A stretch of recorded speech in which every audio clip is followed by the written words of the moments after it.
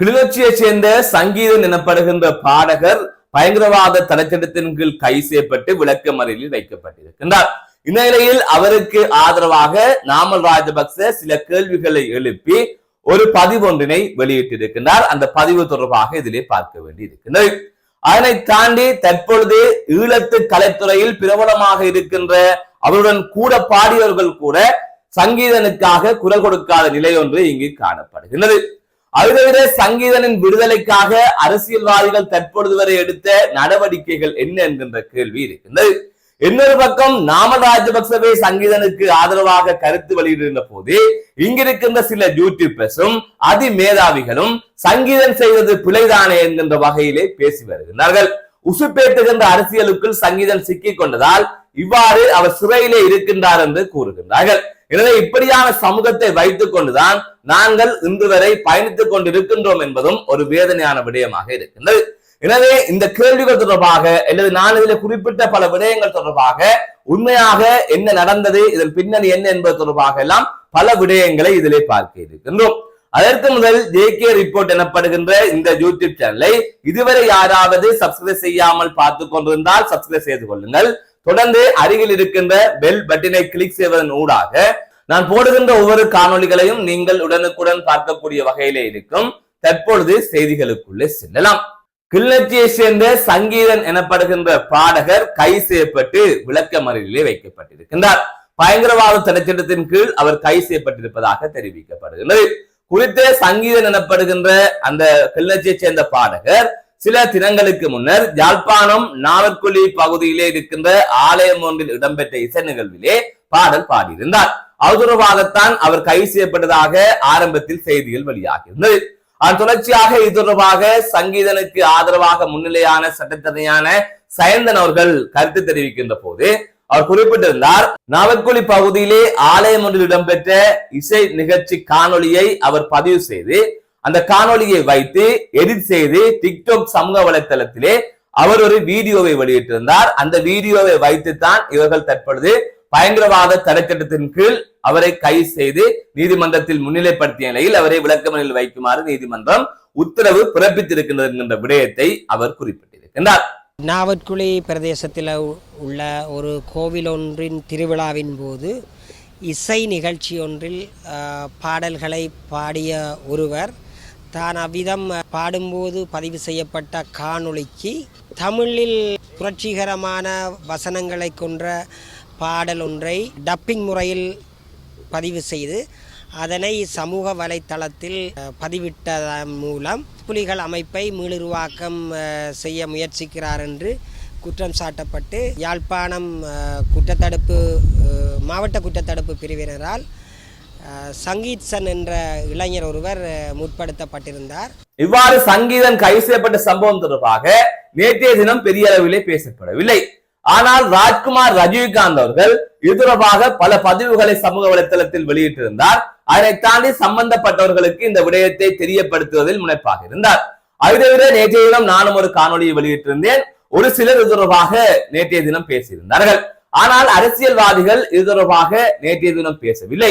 இன்றைய தினம் பல அரசியல்வாதிகள் இது தொடர்பாக பேச ஆரம்பித்திருக்கின்றார்கள். அதை தவிர சுமந்திரன் தலைமையிலே குறித்த சங்கீதன் எனப்படுகின்ற பாடகரை வெளியில் எடுப்பதற்காக, அதாவது நீதிமன்றத்தின் ஊடாக அவரை பிணையில எடுப்பதற்கான முயற்சிகளை மேற்கொண்டு வருவதாகவும் ஒரு தகவல் அறிய கிடைத்தது. எனவே இவ்வாறுதான் இந்த கைது தொடர்பான தகவல்கள் கிடைக்கப்பெற்றுக் கொண்டிருக்கின்றது. அதனை தாண்டி பயங்கரவாத தடைச்சட்டத்தின் கீழ் சங்கீதம் ஏன் கைது செய்யப்பட வேண்டும் என்கின்ற கேள்வி இருக்கின்றது.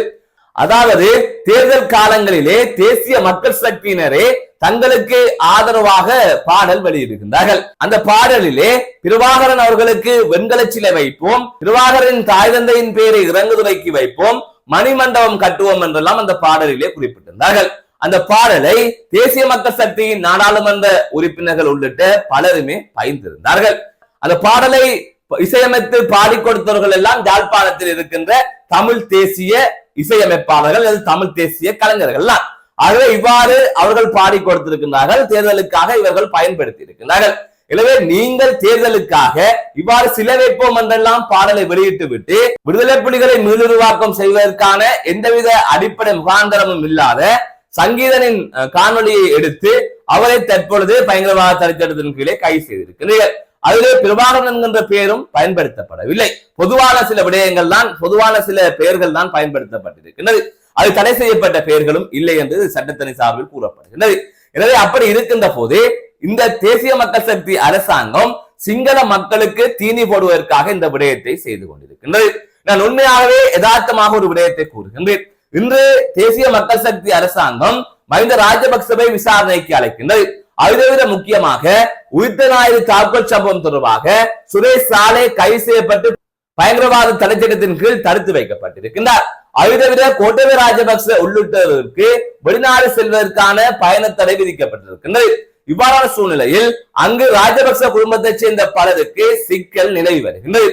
ஆகையால் ராஜபக்ச குடும்பத்தினர் இதிலிருந்து தப்பிக்க வேண்டும், மீண்டும் ஆட்சி அதிகாரத்தை பிடிக்க வேண்டும், மாகாண சபை தேர்தல் நடந்தால் அதிலே பெரும் வெற்றியை பெற வேண்டும் என்று அவர்கள் முயற்சி செய்கின்றார்கள். அந்த வகையில் இங்கு இடம்பெறுகின்ற சம்பவங்களை மொழிபெயர்த்து சிங்களத்திலே வெளியிடுகின்றார்கள். அவ்வாறு சங்கீதனின் பாடலும் மொழிபெயர்க்கப்பட்டு சிங்களத்திலே வெளியிடப்பட்ட நிலையில் அங்கு அவரை கைது செய்ய வேண்டும் என்கின்ற குரல்கள் எழுந்திருக்கின்றது. அதாவது எவ்வாறு கடந்த மே மாதம் 18ஆம் தேதி தலைக்கவசம் அணியாமல் பல்கலைக்கழக மாணவர்கள் முள்ளிவாய்க்காலுக்கு சென்றமை சிங்கள மக்கள் மத்தியிலே சிங்களத்தில் மொழிபெயர்த்து பரபரப்பாக பேசப்பட்டு அதன் தொடர்ச்சியாக கைது நடவடிக்கை மேற்கொள்ளப்பட்டதோ அதே போன்ற ஒரு நிலைதான் சங்கீதன் விடயத்திலும் நடந்திருக்கின்றது. இந்த நிலையில் இவ்வாறான வேலைகளை இங்கிருக்கின்றவர்கள் செய்து கொடுக்கின்றார்கள். சிங்களத்திலே ஒரு இனவாதம் கிளப்பப்படுகின்றது. அது மீண்டும் ராஜபக்சர்களை அரியணையில் ஏற்றுவதற்கான முயற்சியாகத்தான் இருக்கின்றது. இதையெல்லாம் புரிந்து கொள்ளக்கூடிய வகையிலே இருக்கின்றது.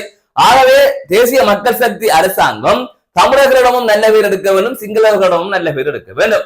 இவ்வாறான சூழ்நிலையில் சிங்களவர்களை இழப்பதற்கு அவர்கள் விரும்பவில்லை. அந்த சந்தர்ப்பத்தில் தான் இவ்வாறு சங்கீதம் தொடர்பாகவும் தலைக்கவசம் அணியாமல் விதிமீறல்களை செய்தார்கள் என்று பல்கலைக்கழக மாணவர்கள் மீதும் இவர்கள் நடவடிக்கை எடுக்கின்றார்கள். வேறு வழி இல்லை, சிங்கள மக்களை திருப்திப்படுத்தி ஆக வேண்டும். தமிழ் மக்களையா சிங்கள மக்களையா திருப்திப்படுத்தி ஆக வேண்டும் என்கின்ற நிலை வருகின்ற போது சிங்கள மக்களை திருப்திப்படுத்துவதற்கு எந்த அரசாங்கமும் முற்படும். அதுதான் இங்கிருக்கின்ற வாக்கு அரசியலின் அடிப்படையாக இருக்கின்றது. அதனை தாண்டி கடந்த வருடம் இடம்பெற்ற மேதின கூட்டத்தில் அனுரகுமார் திசநாயக்க அவர்கள் கூறியிருந்தார், இங்கே இனி இனவாதம் என்பதே இல்லை என்று கொழும்பிலே அவர் கூறியிருந்தார். ஆகவே அப்போது நாங்கள் மகிழ்ச்சி அடைந்தோம். ஆனால் இந்த இனவாத அரசியலுக்குள் இருந்து அனுரகுமார் திசநாயக்காவாலும் வெளியிலே வர முடியாது என்பதை நாங்கள் தற்பொழுது அவதானிக்கின்றோம். எனவே அவர்களை திருப்திப்படுத்துவதற்காக அனுரகுமார் திசநாயக்க தலைமையிலான அரசு இவ்வாறான கைதை இங்கு செய்கின்றார்கள். ஆனால் இங்கிருக்கின்ற மக்களோ அனுரகுமார திசநாயக்க அரசுக்கு பெரும் ஆதரவை வழங்கியிருந்தார்கள். அதனையும் பொருட்படுத்தாமல் இங்கிருக்கின்ற அப்பாவிகளை அவர்கள் சிறையிலே போடுகின்றார்கள். எனவே இது எந்த வகையிலும் ஏற்புடையது அல்ல. இவ்வாறான சூழ்நிலையில் தான் நாமல் ராஜபக்ச அவர்கள் தனது எக்ஸலத்திலே ஒரு அறிக்கையை வெளியிட்டிருக்கின்றார். அதிலே ஒரு கலைஞனுக்கு எதிராக இவ்வாறு பயங்கரவாத தடை சட்டம் பயன்படுத்தப்பட்டிருக்கிறது என்கிற விடயத்தை குறிப்பிட்டு சங்கீதனுக்கு ஆதரவாக அவர் அதிலே சில விடயங்களை குறிப்பிட்டிருக்கிறார். அதாவது தேசிய மக்கள் சக்தியின் யாழ் தேர்தல் மாவட்ட நாடாளுமன்ற உறுப்பினர் ஒருவர் புலிகள் சம்பந்தப்பட்ட விடயத்தை பயந்திருக்கின்றார். அதாவது தேர்தல் காலத்தில் தலைவருக்கு சிலை வைப்போம், தலைவரின் பெற்றோரின் பெயரை இறங்குதுறைக்கு வைப்போம், மணிமண்டபம் கட்டுவோம் என்கின்ற அடிப்படையில் வெளிவந்த பாடலை இளங்கோவனன் பகிர்ந்ததை நாமல் ராஜபக்ச அவர்கள் சுட்டிக்காட்டியிருக்கிறார். நீங்கள் இதனை தவறு என்று நினைத்தால் நீங்கள் சரியாக பாரபட்சம் இல்லாமல் அனைவர் மீதும் நடவடிக்கை எடுக்க வேண்டும். அரசியல்வாதியை காப்பாற்றுவதும் அப்பாவியை தூக்கி உள்ளே போடுவதும் சரியானது இல்லை என்கின்ற அடிப்படையிலே நாமல் ராஜபக்ச ஒரு கருத்தை வெளியிட்டிருக்கின்றார். பிள்ளையையும் கிள்ளிவிட்டு தொட்டிலையும் ஆட்டி விட்டிருக்கின்றார் நாமல் ராஜபக்ச. எனவே அவர் ஒரு அரசியல்வாதியாக சரியான முறையிலே இதனை அவர் நகர்த்தி கொண்டு செல்லுகின்றார். ஆனால் அனுரகுமார் திசநாயக்க அரசு என்ன செய்வது என்று தெரியாமல் அங்கு பொங்கி எழுகின்ற போது இங்கு இருக்கின்றவர்களை பிடித்து உள்ளே போடுகின்ற வேலையை செய்து கொண்டு இருக்கின்றது. ஆகவேதான் இந்த சம்பவம் தொடர்பாக இங்கிருக்கின்ற சிலர் பல கருத்துக்களை முன்வைத்து வருகின்றார்கள். உசுப்பேற்றுகின்ற அரசியலுக்குள் சங்கீதன் சிக்கிக் கொண்டார், சங்கீதனுக்கு இது தேவையில்லாத வேலை, ஏன் இப்போது இவ்வாறு பேச வேண்டும் என்கின்ற அடிப்படையிலே பல யூடியூபர்ஸும் சில அதிமேதாவிகளும் பல கருத்துக்களை முன்வைத்து வருகின்றார்கள். உண்மையிலே ஒரு விடயத்தை அக்கறையாக சொல்வதற்கும் ஏன் உங்களுக்கு தேவையில்லாத வேலை என்று ஒரு வக்கிர புத்தியில் கதைப்பதற்கும் வித்தியாசம் இருக்கின்றது. இப்படியான செயற்பாடுகளை நீங்கள் தவிர்த்துக் கொள்ளுங்கள் என்பதை நாங்களும் தான் சொல்லுகின்றோம். அது ஒரு அக்கறையின் அடிப்படையில் எமது உணர்வுள்ள இளைஞர்கள் நாளை சிக்கலில் மாட்டிக்கொள்ளக் கூடாது என்பதற்காக சொல்லுகின்றோம். ஆனால் சிலர் இந்த நாட்டுக்குள் நீங்கள் இருக்கின்றீர்கள், இந்த நாட்டு சட்டத்திற்கு அடிப்படையில் தானே நீங்கள் வாழ வேண்டும், எதற்காக இவ்வாறெல்லாம் செய்ய வேண்டும், தடை செய்யப்பட்ட ஒரு விடயம் தொடர்பாக ஏன் பாட வேண்டும் என்கின்ற கேள்வியை எழுப்புகின்றீர்கள். எனவே இந்த நாட்டு சட்டத்தின்படிதான் நீங்கள் இயங்க வேண்டும் என்று சொன்னால் பல விடயங்களை உங்களால் செய்யவும் முடியாது, கேள்வி கேட்கவும் முடியாது. அதாவது அப்படி ஆரம்பத்திலே இருந்தவர்கள் இருந்திருந்தால் நீங்கள் இன்று இந்த நாட்டிலே அடிமைகளாகத்தான் இருந்திருப்பீர்கள். இவ்வாறு கேள்வி கேட்டு வந்தபடியால், சட்டத்தை ஒரு சில கேள்விகளை கேட்டபடியால், சட்டத்தை ஒரு சில வேலைகளை செய்தபடியால் தான் இன்று உங்களுக்கான உரிமைகள் கிடைத்திருக்கின்றது என்பதை நீங்கள் நினைவு வைத்துக் கொள்ளுங்கள். ஆகவே அரசாங்கத்திற்கு சார்பாக இங்கு யாருமே பாடம் எடுக்க தேவையில்லை. நாமல் ராஜபக்ச இதைவிட பல சிங்கள இசை கலைஞர்கள் தற்பொழுது சங்கீதனுக்கு ஆதரவாக குரல் கொடுத்துக் கொண்டிருக்கிறார்கள். ஆனால் இங்கு சங்கீதனுடன் மேடைவதி பாடிய வாகிசனோ கில்மிசாவோ அல்லது இங்கே பிரபலம் என்று சொல்லிக் கொண்டு தெரிகின்ற இசையமைப்பாளர்களோ பாடகர்களோ அல்லது ஈழத்து சினிமா சார்ந்தவர்களோ பெரிதாக குரல் கொடுக்கவில்லை. எனவே நாளை அது அவர்களுக்கும் நடக்கலாம் என்கின்ற விடயத்தை இங்கிருக்கிறவர்கள் மறந்து விட்டார்கள். அவ்வாறான ஒரு நிலைதான் இங்கு காணப்படுகின்றது. ஆகையால் தான் சொல்கின்றோம், அனைவரும் சேர்ந்து சங்கீதனுக்கு ஆதரவாக குரல் கொடுக்க வேண்டும், அரசியல்வாதிகளை தொடர்பாக பேச வேண்டும். உண்மையிலே சங்கீதன் என்கின்ற அந்த பாடகர் ஏனைய பாடகர்கள் வியாபாரத்திற்காக தமிழ் தேசியத்தை பயன்படுத்துகின்றார்கள், அது அவர்களது நடவடிக்கைகளிலே தெரிகின்றது. ஆனால் சங்கீதன் உணர்வு ரீதியாக செயற்படுகின்றார் என்பது அவரது செயற்பாடுகளிலே தெரிகின்றது. ஆகவே அவ்வாறு ஒரு இளைஞன் செய்துவிட்டால், தற்போது தேசிய மக்கள் சக்தி அரசாங்கம் இருக்கின்றது, அர்ஜுனா ராமநாதன் அவர்கள் வெளிப்படையாக நாடாளுமன்றத்திலே புலிகள் அமைப்பினரை ஆதரித்து பேசுகின்றார். ஐதவிர தேசிய மக்கள் சக்தியினரே இவ்வாறு சிலை வைப்போம் என்றெல்லாம் பாட்டு படிக்கின்றார்கள். இந்த நாட்டில் இப்போது சுதந்திரம் இருக்கின்றது என்று நம்பி அவர் இவ்வாறான பாடல்களை எல்லாம் பாடி இருக்கின்றார் என்று வைத்துக் கொள்ளுங்கள். அப்படியான நிலையில் அர்ஜுனா ராமநாதன் மீது நடவடிக்கை எடுக்காமல், தேசிய மக்கள் சக்தி நாடாளுமன்ற உறுப்பினர்கள் மீது நடவடிக்கை எடுக்காமல், அந்த பாடலை பாடி கொடுத்த யாழ்ப்பாணத்தை சேர்ந்தவர்கள் மீது நடவடிக்கை எடுக்காமல், இசையமைத்தவர்கள் மீது நடவடிக்கை எடுக்காமல், எதிர் செய்தவர்கள் மீது நடவடிக்கை எடுக்காமல், ஏன் சங்கீதன் மீது மட்டும் நடவடிக்கை எடுக்க வேண்டும்? இதனால் தான் இதிலே பல கேள்விகள் எழுகின்றது. உங்களது அரசியலுக்காக சில பேரை இலக்கு வைத்து பகரக்காய்களாக்குகின்றீர்கள் என்பதுதான் இதிலே சொல்லப்படுகின்ற விடயமாக இருக்கின்றது. சட்டம் என்று சொன்னால் சட்டம் அனைவருக்கும் சமனாக இருக்கட்டுமே என்கின்ற ஒரு கேள்வியும் இதிலே தானாக எழுகின்றது.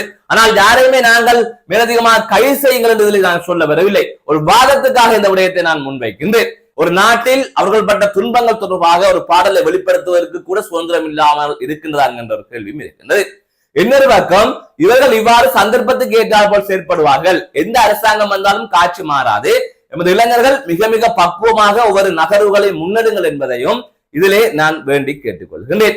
சுயநலமான இந்த தமிழினத்தில் இங்கு வாழ்வதாக இருந்தால் கொஞ்சம் சுயநலமும் தேவை என்பதை மறந்து விடாதீர்கள். மீண்டும் ஒரு காணொலி சந்திக்கின்றேன். நான் நடராஜ் சஜயகாந்த்.